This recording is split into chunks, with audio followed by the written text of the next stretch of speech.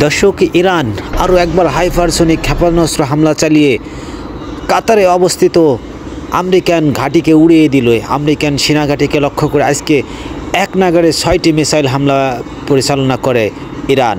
বার্তা সংস্থা রয়টার্সের বরাত দিয়ে তথ্য প্রকাশ পায় যে ইরান একযোগে কাতার এবং ইরাকে হামলা চালায় এবং এই হামলায় বিশেষ লক্ষ্যবস্তু ছিল আমেরিকান ঘাঁটি, বিশেষ করে আমেরিকান যেই সেনাবাহিনী ঘাঁটি রয়েছে সেই ঘাঁটিকে লক্ষ্য করে কিন্তু এই ক্ষেপণাস্ত্র হামলাটি পরিচালনা করা হয়। এবং এই হামলায় কিন্তু একযোগে একেবারে যে অঞ্চলে হামলাটি পরিচালনা করে সেই অঞ্চলে কিন্তু একেবারে বিস্তীর্ণ এলাকায় আগুন লেগে যায় এবং অনেক অংশে কিন্তু পুড়ে ছারখার হয়ে যায় এবং বিশেষ করে ক্ষয়ক্ষতির পরিমাণ কিন্তু এখনও অপরিমাপযোগ্য, সেটা কিন্তু এখনও বিস্তারিত জানা যায়নি। তবে আমেরিকান ঘাঁটিতে যে আক্রমণ হয়েছে, হামলা হয়েছে, সেটা কিন্তু একেবারে স্পষ্টতে এবং ইরান কিন্তু জবাব দিতে শুরু করেছে।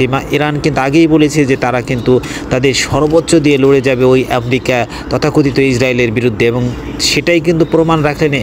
আমেরিকা কিন্তু এখন কিন্তু একেবারে চিন্তিত এবং বিশ্বের কাছে কিন্তু আমেরিকা এখন সমালোচিত একটি দেশ হিসেবে পরিচিত লাভ করছে। আর বিশেষ করে ট্রাম্প কিন্তু অনেক সমালোচিত, ট্রাম্প প্রশাসনও কিন্তু সমালোচিত, কেননা গত কিছুদিন আগে যে হামলাটি চালিয়েছিল সেটা কিন্তু একেবারে আমেরিকার যে বিরোধী দল কংগ্রেসের অনুমতি ছাড়াই কিন্তু তারা একেবারে অতর্কিতভাবে এই হামলাটি চালায়, যেটা ছিল একেবারে অগ্রহণযোগ্য, অপ্রত্যাশিত একটি হামলা।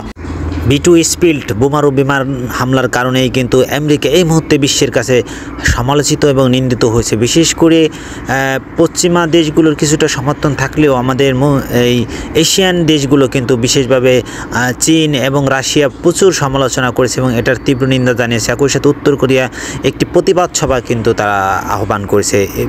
উত্তর কোরিয়াতে স্পষ্ট বলেই দিয়েছে যে তারা একটি সন্ত্রাসী সংগঠন এবং তারা কিন্তু গত 20 বছরে প্রায় 1 কোটি মানুষ হত্যা করেছে, যেটা একটি সন্ত্রাসী রাষ্ট্র হিসেবে উত্তর কোরিয়া ঘোষণা করেছে আমেরিকাকে।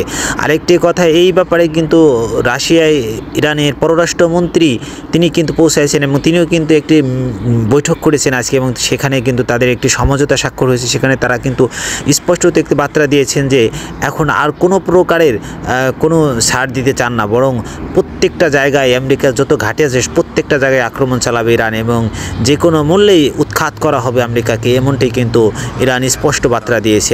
আরেকটি কথা, এই সময় কিন্তু যেই ঘটনাগুলো ঘটছে তার প্রত্যেকটি দায় ট্রাম্প প্রশাসনকে নিতে হবে, এমনটাই কিন্তু হুঁশিয়ারি দিয়েছেন ইরানি ধর্মীয় নেতা প্রধান আয়াতুল্লাহ আল খামেনি। তিনি কিন্তু স্পষ্ট জানিয়েছেন যে এই সময় যত ঘটে যাওয়া ঘটনা এটা কিন্তু মূলত ওই ট্রাম্প প্রশাসনের উস্কানি এবং তারই কর্মফলের কারণে এই ঘটনাগুলো ঘটছে। এদিকে একযোগে আজ 23 জুন কাতার এবং ইরাক ও সিরিয়াতে একযোগে হামলা চালায়। বিশেষ করে আমেরিকান যেই বিমান ঘাঁটি রয়েছে বা বিশেষ সেনা ঘাঁটি রয়েছে সেই প্রত্যেকটা ঘাঁটিকে লক্ষ্য করে কিন্তু ক্ষেপণাস্ত্র হামলা চালানো হয় এবং এই ক্ষেপণাস্ত্র হামলায় কিন্তু ব্যাপক ক্ষয়ক্ষতি লক্ষ্য করা যায়। বিশেষ করে যেই ঘাঁটি অঞ্চল রয়েছে সেই জায়গাগুলো কিন্তু একেবারে ধূলিসাৎ করে দেওয়া হয় এবং সেই ঘাঁটি থেকে আমেরিকান সেনারা সরে যাচ্ছে এমনটাও কিন্তু বার্তা সংস্থা রয়টার্সের বরাত দিয়ে তথ্য প্রকাশ পায়। অর্থাৎ আমেরিকান সেনারাও কিন্তু পিছু পা হচ্ছে। বিশেষ করে এই মধ্য অঞ্চলে যেই সেনা ঘাঁটি রয়েছে সেই জায়গা থেকে কিন্তু তারা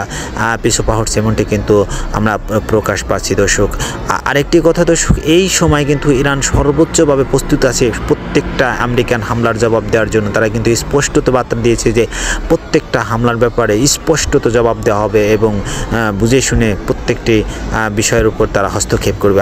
আরেকটা কথা কিন্তু সবচেয়ে যেটা জোরালো, সবচেয়ে আলোচিত খবর সেটা হলো আমেরিকার বিরুদ্ধে এই মুহূর্তে উত্তর কোরিয়া এবং চীন, রাশিয়া, ইরান এবং পাকিস্তান সহ কয়েকটি ইসলামী রাষ্ট্র জোট গঠন করেছে। তারা কিন্তু একেবারে একতাবদ্ধ হয়েছে এবং একটি পারস্পরিক সমঝোতা পৌঁছাইছে যে তারা যে কোনো মুহূর্তে আমেরিকার যেই শক্তি আছে, যেখানে আমেরিকান ঘাঁটি রয়েছে, বিশেষ করে আমেরিকান সেনা ঘাঁটি রয়েছে, সেইখানে কিন্তু তারা আঘাত হানবে এবং যে কোনো মূল্যে আমেরিকাকে এই মধ্যপ্রাচ্য থেকে উৎখাত করা হবে এবং আমেরিকান শক্তিকে এখান থেকে তাড়িত করা হবে। যে কোনো মূল্যেই আমেরিকাকে এইখান থেকে এইবার কিন্তু বিতাড়িত করা হবে। আর উত্তর কোরিয়া স্পষ্ট জানিয়েছে আমেরিকার বিরুদ্ধে যে কোনো মুহূর্তে তারা লড়তে প্রস্তুত এবং রাশিয়ার প্রেসিডেন্ট ভ্লাদিমির পুতিন তিনি কিন্তু জানিয়েছেন যে আমার যে কোনো ধরনের সহযোগিতা আমি ইরানের পক্ষে আছি, যে কোনো ধরনের পারমাণবিক সহযোগিতা করতে সর্বোচ্চ প্রস্তুত আছে আমার দেশ। এবং একই সাথে চীনের প্রেসিডেন্ট এবং উত্তর কোরিয়ার প্রেসিডেন্ট কিন্তু ইরানের পক্ষে সমর্থন জানান। তারা বলেন যে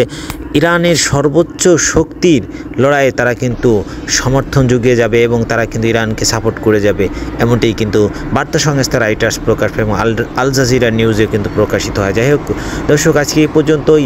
এমন নিত্য নতুন সংবাদ পেতে চোখ রাখুন বিডি বয়েস 10-এর পর্দায় এবং চ্যানেলটিকে এখনই সাবস্ক্রাইব করে দিন, কেননা বিডি বয়েস 10 একটি নতুন চ্যানেল এবং এটা আপনাদের সাবস্ক্রিপশনের ফলেই কিন্তু সামনে এগিয়ে যাবে এবং সত্য নিত্য নতুন সংবাদ প্রকাশ করতে অঙ্গীকারবদ্ধ। ধন্যবাদ দর্শক।